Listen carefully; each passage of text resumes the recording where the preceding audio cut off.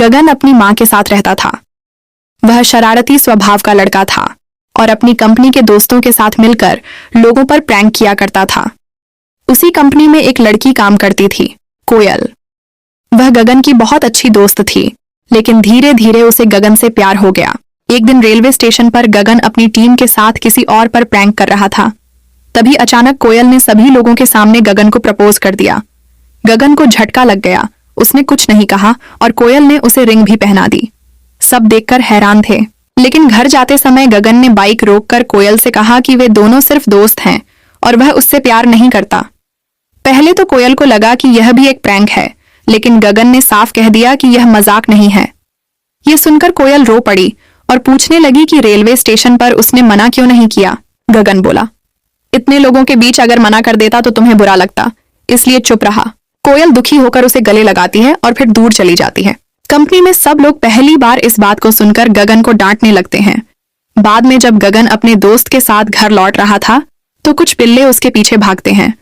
उन्हें बचाते हुए गगन का एक्सीडेंट हो जाता है। बेहोशी में उसे सिर्फ कोयल याद आती है और तभी उसे एहसास होता है कि शायद वह सचमुच कोयल से प्यार करने लगा है। दोस्त से बात करने पर वह गगन को कोयल के पास जाने की सलाह देता है। गगन उसके पिता से मिलने जाता है और अपनी भावनाएं बताता है।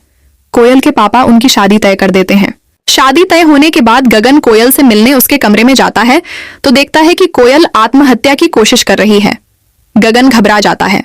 पूछने पर कोयल बताती है कि वह किसी और लड़के से प्यार करती है।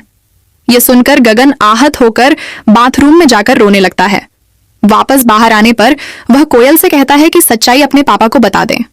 कोयल डर जाती है, लेकिन गगन हिम्मत दिलाता है और वीडियो कॉल पर उसके साथ खड़ा होता है। कोयल जब अपने पिता को सब बताती है तो उसके पापा कहते हैं कि निचली जाति के लड़के से शादी की कोशिश में उन्होंने अपनी बहन को कुएं में धक्का देकर मार दिया था। यह सुनकर कोयल डर जाती है। तभी गगन वहां पहुंचता है और बताता है कि यह सब प्रैंक था और कोयल के पापा भी बताते हैं कि वे मजाक कर रहे थे। अब शादी का दिन आ जाता है। इधर कोयल का प्रेमी परिमल भी आ जाता है। वे दोनों गगन को भी साथ लेकर भागने की बात करते हैं, लेकिन गगन मना कर देता है।